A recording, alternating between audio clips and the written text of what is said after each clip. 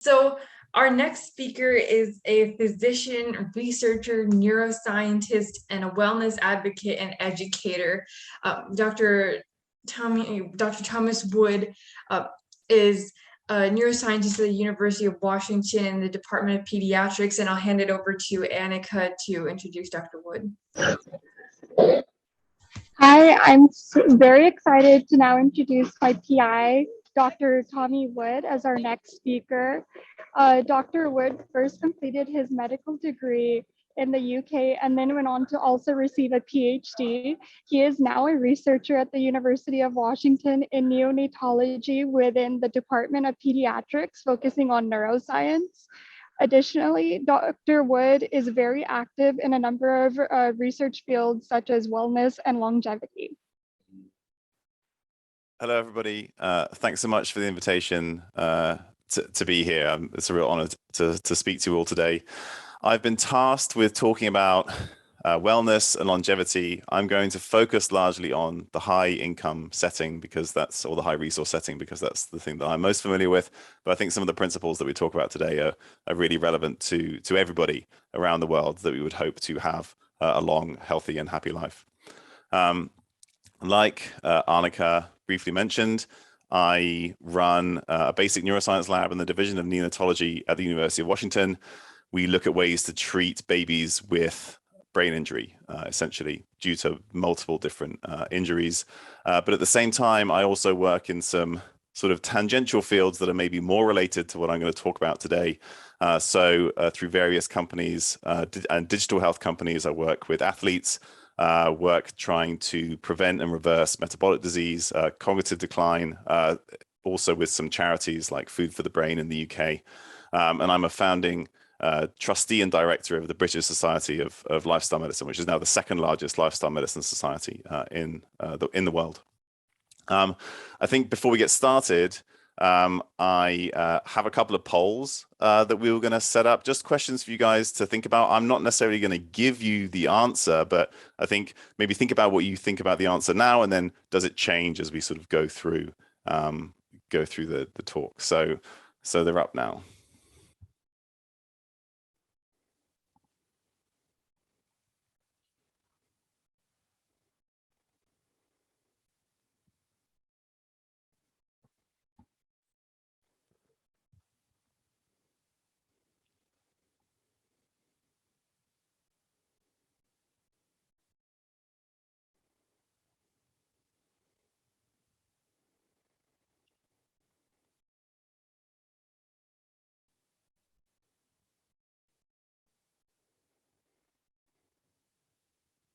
All right, answers are starting to slow down a little bit, so we'll just wait for a couple more.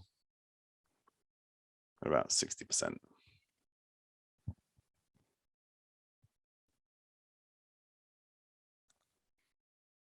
Okay, I'm going to stop the poll. 3, 2, 1.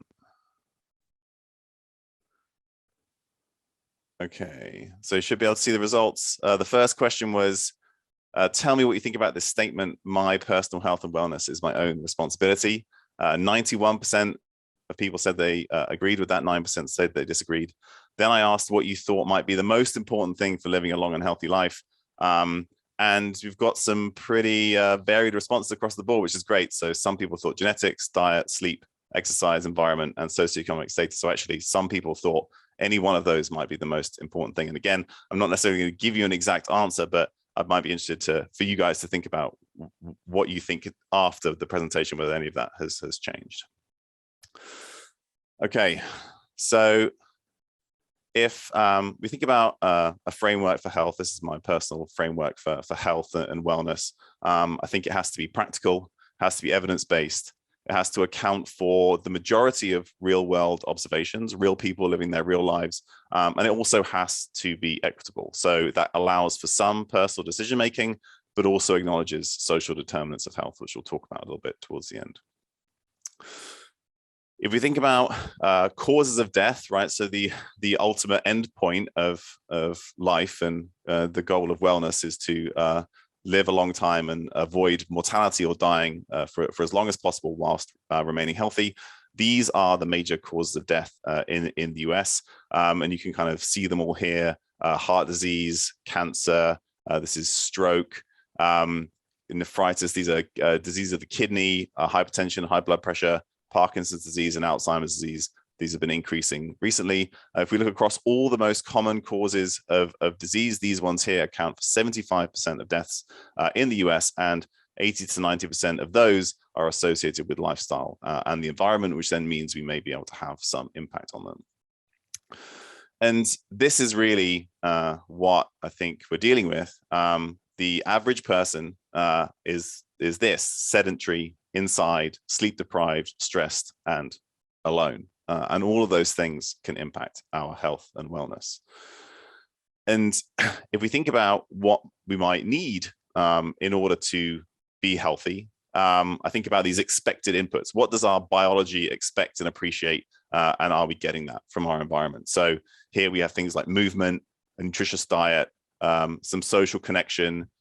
This is good quality sleep and circadian rhythm, purpose and meaning. Like, do we feel like there is benefit to the world or benefit to us for us even being here? And there may be some joy associated with that. And as a result, we get good health. However, this is probably a lot of how people experience the world today. So they're sedentary, they probably don't eat a particularly nutritious diet or don't have access to a nutritious diet. They're sleep deprived, maybe because they're up looking at screens and social media in the evening, they're alone. They may be subject to systemic discrimination or oppression, and we are continuously polluting the world around us, which has an impact on our health. And then this is associated with significant disease. And I'm going to go through each of these a little bit. So if we try and think about how we might move the needle on this, I've thought about maybe 5 main levers, I'll call them, of health, and we'll go through each of these. So these are nutrition or food, movement, sleep and circadian rhythm, social connection, and then some way to think about how we might tolerate or handle stress. But again, all of this requires a supportive and nurturing environment. And again, we'll talk about that as well. So to begin with, talking about food. Food is probably the thing that people may want to talk about most when they think about their health, certainly in the arenas that I work in. And so you may think, well, which diets work? And by diet, I just mean the pattern of the food that you eat. And by work, I mean, if you take somebody eating a standard, modern, westernized diet, if you then put them onto a different diet, would you see improvements in their general health? And the answer to that really is almost all of them. And one thing that we see a lot in the nutrition space is everybody has a favorite diet, and they like to argue about why their favorite diet is the best diet. But in reality, people have responded positively to a wide range of different dietary patterns. So a non-exhaustive list is shown here. And these diets are things that have been used in the literature that have shown health benefits when moving away from a processed standard modern diet. So things like the commercial Mediterranean diet, and I call it the commercial Mediterranean diet because if you asked people who live around the Mediterranean in Southern Europe, North Africa, parts of the Middle East, they have very, very different diets, all of which can support health. But we have this notion of a Mediterranean diet that's low in meat, has a high nut, vegetable, grain content. We also see benefits in certain scenarios from ketogenic diets. This is very low carbohydrates and low-ish in protein. There's the DASH diet, which is specifically for high blood pressure, which is low in fat and salt. Other people have come up with the MIND diet, which is a combination of the DASH diet and the Mediterranean diet, which has been shown benefits potentially for cognition and cognitive function. And then there are a whole list of other diets with similarly that have been shown benefits in certain scenarios. So high protein diets, plant-based diets specifically, or vegan diets, or whole food plant-based diets, vegetarian diets, a prudent diet, which is specifically a low-fat diet. There was a recent paper that came out showing benefits from over 1,000 people who went on a carnivore diet. They stopped eating everything other than meat, and they saw significant improvements in their health. Then we may also think about when and how much we eat. So there's the time-restricted eating, so we only eat in a short period of time during the day, or just low calorie, which is basically just eating less of everything. And in different studies, all of these have been shown to be beneficial in one way or another. So which diets don't work? And again, you can't say anything is a hard and fast rule in nutrition, because different people, there'll always be somebody who responds just fine to a diet that we think won't be beneficial. But these are data from a study published by Kevin Hall, which looked at an ultra-processed modern diet versus an unprocessed diet. And individuals where they were in a metabolic ward, which basically means we put them in a room and we lock them in there and we study everything about them while they're eating these diets. And they could eat as much as they wanted of these diets, but they were matched for things like fiber and stuff like that. And what they saw was that, so this is a calorie intake and this is body weight. And those on the ultra processed diet, this is very similar to a sort of a processed standard American diet. They ate more calories every day and they gained more weight. And the reason they thought that this happened was because that diet was low in protein. It was low in satiety, which means that you eat a lot of it in order to feel full, and that's because it doesn't have much fiber necessarily or much water. It has a very high calorie density, which means that your brain is less good at sensing how much food you ate, and also generally low in a lot of the micronutrients and things that we might need, like minerals and vitamins. And this is just an example of how those diets looked. So here's our sort of ultra processed diet. It's a muffin with some Cheerios for breakfast, and then a quesadilla with lots of lemonade with fiber in it to try and increase the fiber content. This is the processed diet. And then the unprocessed diet was some fruit here, some yogurt, some granola. This is a big salad with some chicken and apples. So like everything else was matched, but just like the processing was really the difference between the two diets here. And sort of related to that, if we think about when we're trying to sort of filter out what might be good for our health from a nutrition standpoint, this was an interesting paper that came out, because you'll often read headlines that say people who ate X had X increase in disease. And so this was a study that looked at different things in cookbooks and how they were associated with cancer in some study in the literature. And basically, if you see on the x-axis here, this is relative risk of cancer. This is the food. Each of these points is a study. And so you can see, if you look at one study, right, there are studies that show that tomatoes are associated with an increase in cancer, but also lots that show that it isn't. And there are studies that show that beef is associated with an increase in cancer, but also studies that show that it isn't. And this is basically trying to get across the point that when we try and figure out these like single things based on these studies where we just ask people what they eat, in reality, it's really difficult to figure out what's actually good for us individually. So try and, if you ever see a headline that says people who ate less of this had more heart disease, just step back and think for a second whether that's actually something that you need to be concerned about. Because if you looked at the whole literature, you'd say, well, I can't eat anything because everything's associated with cancer. That was kind of what came out of this study. So if we're going to try and create a practical approach to food, this kind of like distills down some of the principles that I've tried to talk about briefly. So most successful diets share some common components. They have less food processing and they have a higher nutrient density.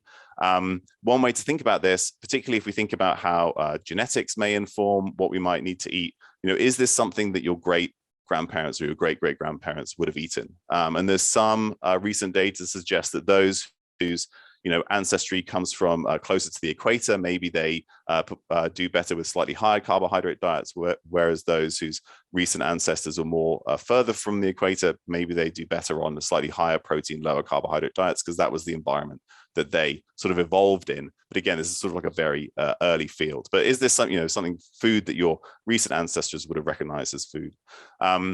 Perhaps reducing reliance on common troublemakers that seem to be associated with worse health outcomes consistently. So things like refined carbohydrates and fats, so flour, sugar, oils, things like that. But probably most importantly is that you have to pick a diet that feels sustainable. And one part of that is focusing on learning skills. Some of the best studies that show long-term health improvements in the participants are the studies where they taught the individuals how to cook. So how do you prepare and create the food that you want to eat. Having those skills then creates something that's much more sustainable. And we also know that if you try and go on some kind of different diet, but it feels very restrictive, then you're less likely to see success. So something that feels sustainable to you is really important.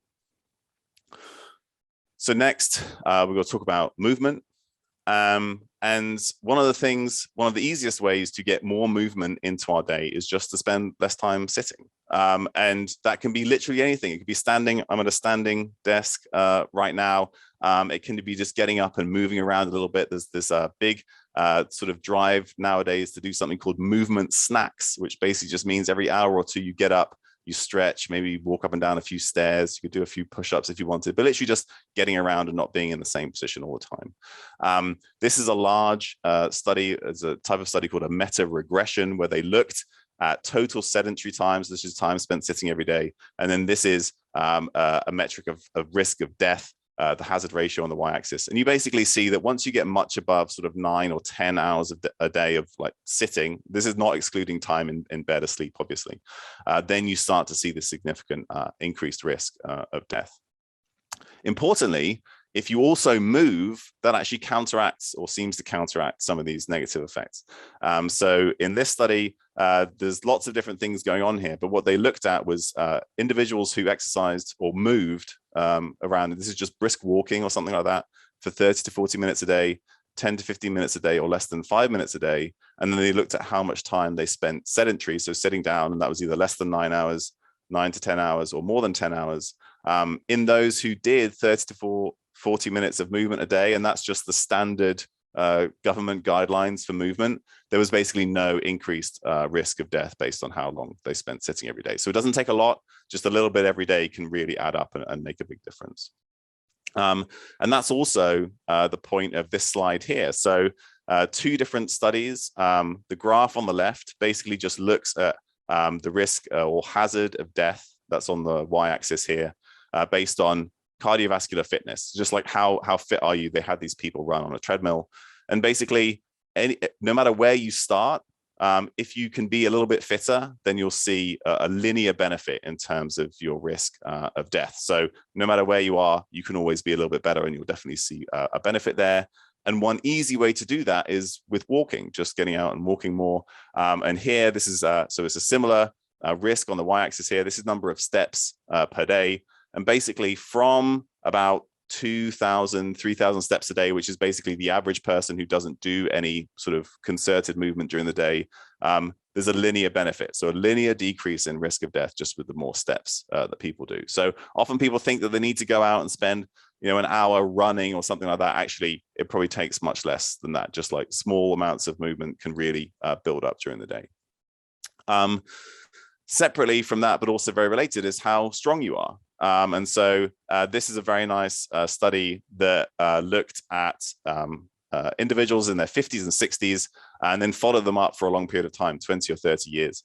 And they looked at all these different things and how they're associated with how long the person lived. So things like not having diabetes, you lived, maybe 5 or 6 years longer, not having high blood pressure, not smoking, physical activity was survived longer. And then here's mother's longevity. So this is kind of a mixture of things like genetics and the environment. We know these are important predictors of how long you live. So if you have a mother who lives to be older than 80, you will probably live longer than if your mother lived to be less than 60. And again, all those factors come together. However, you would see a similar benefit if your grip strength, you just measure how strong somebody's grip is.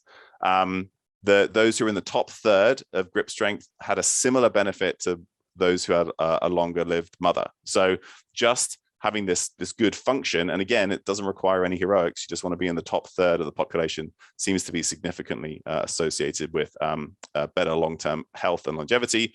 And this might be, just carrying the shopping from the car, climbing trees, right? It doesn't have to mean that you go into the gym and spend hours lifting. Just like these sort of basic movements where you're moving around and having to sort of do things that require some strength. This is my favorite algorithm to describe or decide whether you should be doing more movement.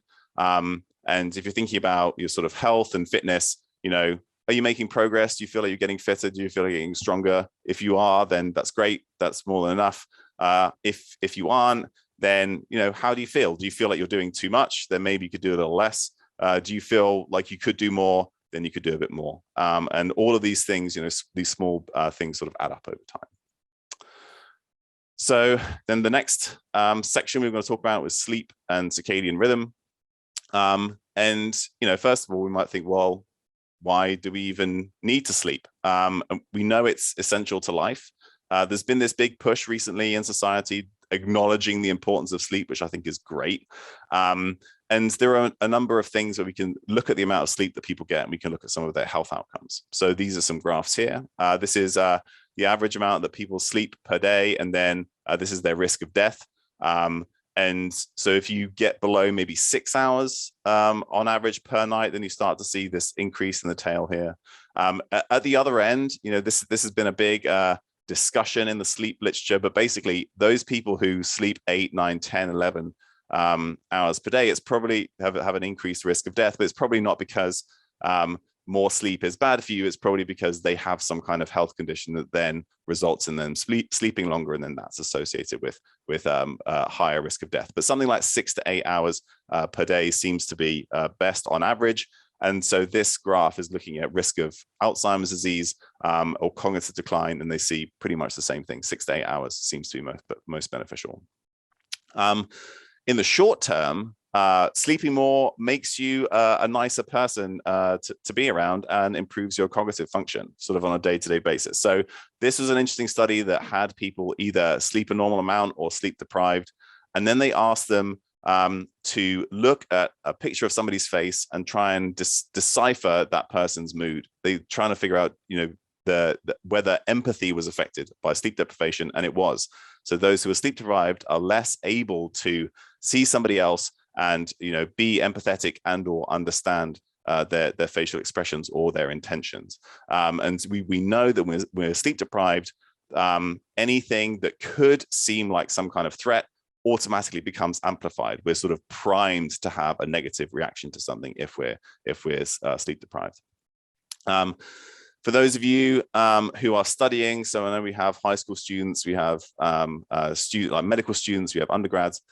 Sleep also seems to be associated with improved academic performance. So these are data, these are from medical students, and they looked at a couple of different things. And on both graphs, you have the GPA on the y-axis. Here, this is the sleep regularity index. So this is basically how consistent was the student with going to sleep at the same time. And they saw that the more regular a sleep pattern was, the higher their grades were on average. And similarly, this looked at dim light melatonin onset, which is basically how, you know, what's their sleep pattern in terms of time. Are they going to bed early or are they going to bed late? And again, they found that those people who tended to be going to bed very, very late had lower GPA on average. Basically, that having later bedtimes and irregular sleep patterns are associated with slightly lower grades. Similarly, there's been a number of studies that have been done in high school students where they delay the start of the school day until 8:30 or later. This was a study that was done at the University of Washington, but there have been several in other places. And basically what they show is that if they start high school later, then the students get more sleep, they get higher grades, they're more likely to attend, and they're more likely to graduate.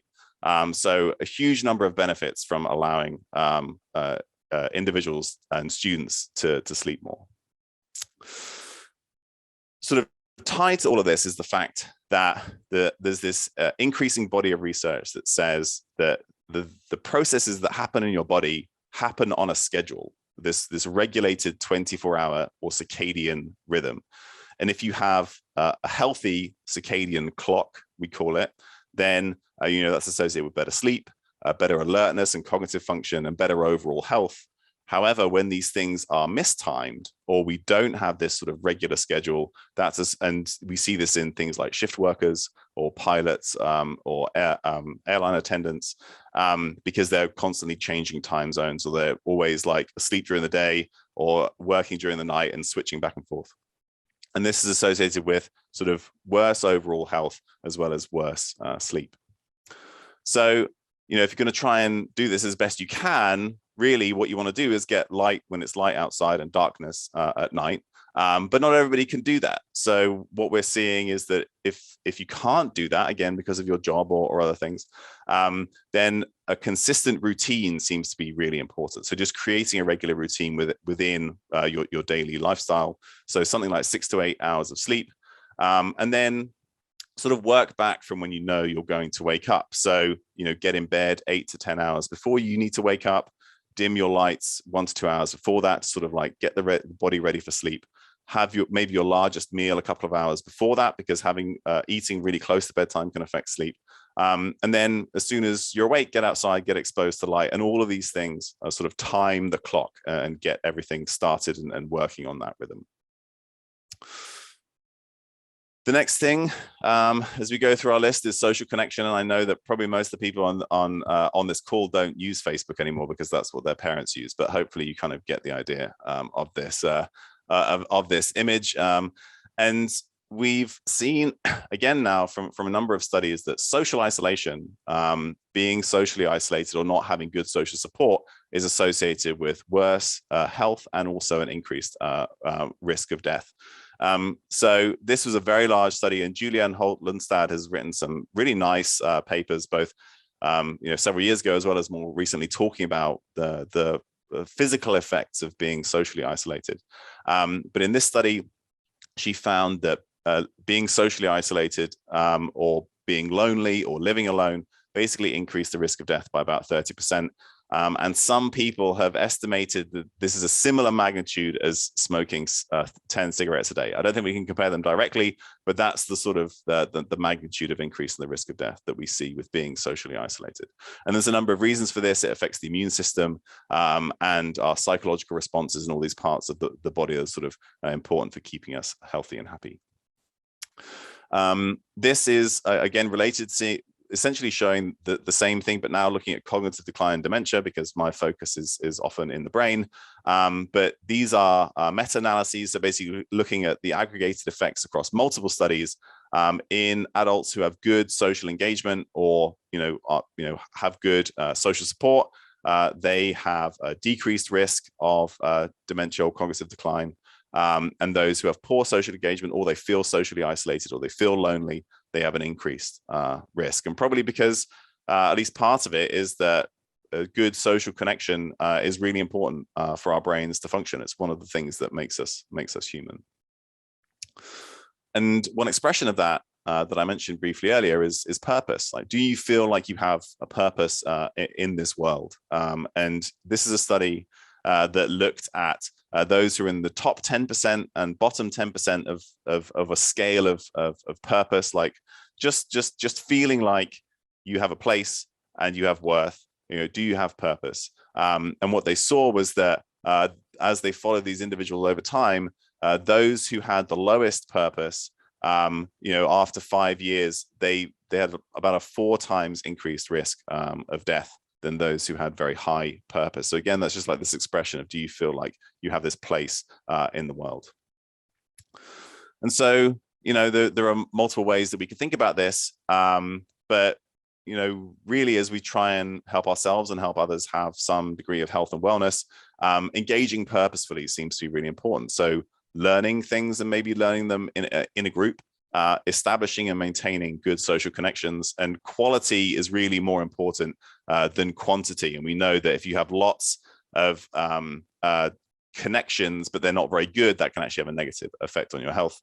Contribute to something you find meaningful. I think this conference is a great expression of that right here. Practice gratitude. Tell people that you love them. That's really important. And I always try and show this cartoon because it's one of my favorites. Stress is the next thing, and stress is actually quite a complicated topic because everybody experiences stress differently, and that's kind of what this complex figure shows here, which is basically that there are all these things that could be stressful, and they're different to different people. And so there's like a genetic component, childhood adversity, your current environment, your sort of ancestral or demographic factors, your work, your exercise, other behaviors, all of these things can contribute to our stress. And then this all comes down into how we feel about these stresses, how stressed we feel.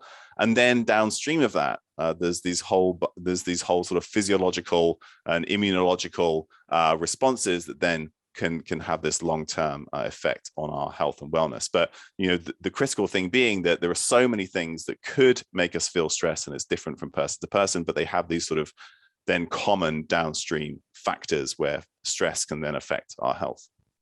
And one way that it's easiest to quantify or study stress is in the work environment. So this is a study that looked at job stress. How stressed did people feel about their job and their work?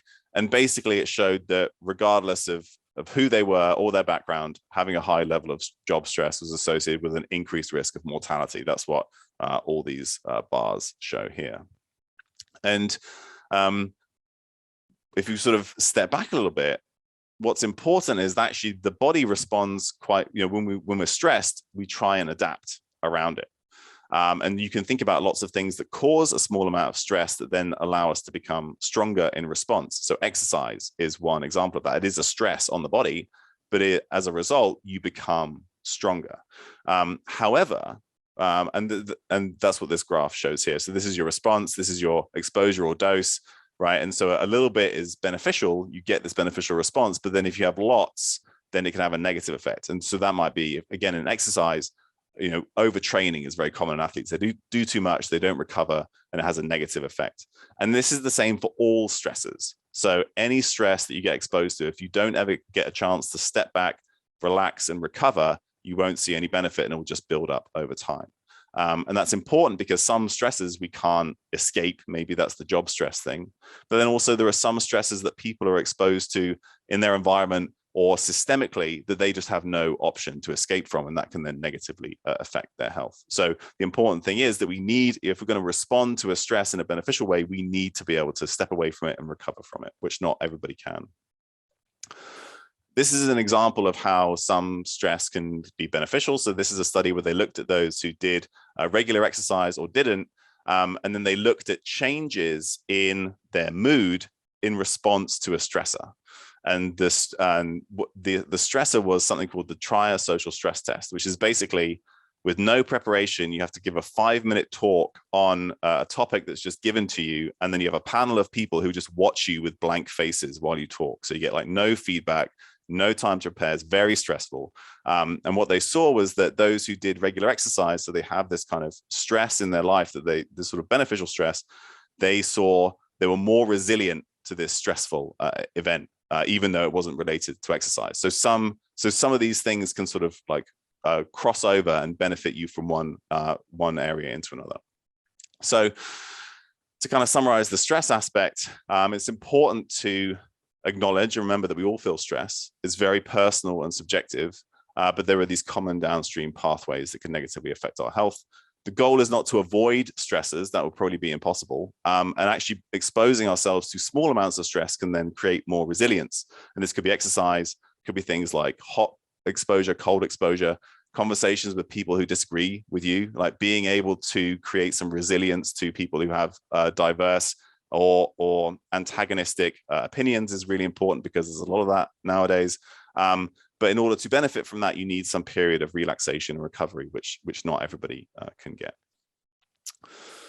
So those are like my big 5 levers. But if we think about the bigger picture of health, this kind of gives us an idea of that. And basically everything we've talked about is here: health behaviors, which, according to this analysis, that's maybe 30% of our total sort of things that impact our health. Other things that are important are socioeconomic factors, the physical environment, and healthcare, right? That makes it the other 70% of things that affect our overall health.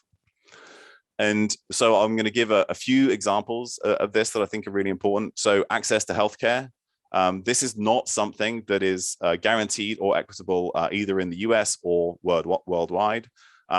These are data from the US looking at states that participated in Medicaid expansion in 2010. And what we saw before that in general is, in the US, if you don't have health insurance, your risk of dying is increased by about 40%. And in those states where where they expanded Medicaid, so more people got access to healthcare through Medicaid, they saw a decrease in all deaths by 3%, which doesn't sound like very much, but that's hundreds, thousands of deaths that were prevented just by giving people access to healthcare. We also know that there were disparities in the environment that we're exposed to. So this is another study that came out of the University of Washington recently, which showed that in historically redlined areas in cities around the country, so these are areas where people were essentially segregated based on financing policies that sort of disadvantaged people who were already disadvantaged. In those areas, there's increased exposure to air pollution, which we know is linked to higher risks of heart disease, stroke, blood pressure, dementia, and overall mortality. So again, just the environment that you're in, which you may have no control over, can dramatically impact your health. Similarly, this is data from a really cool journal, because this journal specifically publishes papers written by middle and high school students, the Journal of Emerging Investigators. There are two students here who looked at lead in the water in Missouri, and lead exposure in the environment is one of the biggest contributors we think to things like heart disease and dementia. And again, it's not something we necessarily have control over. And they looked at lead in the water, and basically the lower the median household income, the higher the lead they're exposed to. So basically people who live in more deprived areas also happen to have more lead in their water, and then that's going to accumulate over time and lead to worse health outcomes. And again, that's not something you necessarily even know about, but probably just because those areas are not getting the focus on the water quality that they need. When we think about longevity and health in general, the thing that predicts mortality or death the best is our age. But we know that age and aging are not these sort of like single processes that you can age faster or slower, again, based on things like your environment and your health behaviors. These are two studies that look at this. So they look at this thing called epigenetic age. These are your markers on your DNA that shift over time as you get older. And it kind of says, how old are you biologically rather than how old are you in years? And so the study on the left, they looked at women, and they looked at, again, how old do you look biologically relative to your age in years? And so then they looked at education level. So in white women, if you have the higher your level of education, the less old you look biologically. So basically, the slower you seem to be aging. And this is basically an expression of then your income, the environment you live in, the access to healthcare. All these things are expressed in this sort of rate of aging. And the higher your socioeconomic status, the slower that is. In white women, but not in Black women. Black women do not get this benefit. And that's probably because of all the systemic issues that then prevent them from getting the benefits that white women do from this higher level of education. A different study looked at this in a different way. They looked at victimization that people experience, and they saw the same thing. So the more you're victimized or discriminated against, the faster you seem to age biologically. And this is not necessarily something that you have control over. This is a systemic stuff that you are exposed to. Similarly, we know that there are big disparities in mortality based on race. This is data from the US. In the arena that I work in neonatology, we know that Black infants and mothers die at about 2 to 3 times the rate of white infants and mothers in the US. And this is expressed across the entire life. So, adult Black men and Black women die at faster rates than their white counterparts. And what's interesting is that there are intergenerational effects here. So I study babies born prematurely. Related to this increase in mortality in Black infants is the fact that Black infants are more likely to be born premature. And decades of research by people like Jimmy Collins at Northwestern have shown that a Black mother, the more she's exposed to racial discrimination, the more likely her baby is to be born preterm because of the stress on the body that causes. And we know that preterm birth is then associated with increased risk of multiple chronic diseases and death. So this may be starting generations beforehand, and again, not necessarily something that you have control over. To kind of round this out, these are data from the UK, where they looked at the degree of socioeconomic deprivation and how that interacted with your lifestyle and then your risk of death. So this is the Townsend socioeconomic deprivation scale that's used widely in the UK. And basically, they then looked at that in quintiles, so like chunks of 20%, and then they looked at those who had the most healthy lifestyle, moderately healthy lifestyle, and least healthy lifestyle. So this is based on like activity, diet, not smoking, things like that. And so you see here in the least deprived areas, sort of like the more unhealthy your lifestyle, the higher risk of death. That's what you have on the y-axis here, which is kind of what you'd expect.